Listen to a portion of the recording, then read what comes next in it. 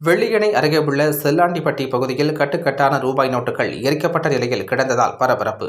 கரூர் மாவட்டம் கரூர் திண்டுக்கல் நெடுஞ்சாலை அமைந்துள்ள வெள்ளியணை அருகே உள்ள செல்லாண்டிப்பட்டி பகுதியில் டிசம்பர் 15ஆம் தேதி வெள்ளிக்கிழமை காலை முதல் சாலைபுறமாக தனியார் வங்கியின் முத்திரைகளுடன் கட்டுக்கட்டான ரூபாய் நோட்டுகள் பிரிக்கப்பட்ட சீர்கள் அடங்கிய உரைகள் கிடந்தது. மேலும் ரூபாய் நோட்டுகள் முழுவதும் தீயிட்டு கருகிய நிலையில் சாம்பலாக கிடந்தன. கள்ள ரூபாய் நோட்டுகளா அல்லது செல்லாது என அறிவிக்கப்பட்ட புதிய 2000 ரூபாய் நோட்டுகளா என பல்வேறு கோணத்தில் வெள்ளியணை போலீசார் டிசம்பர் 15ஆம் தேதி விசாரணை நடத்தி வருகின்றனர்.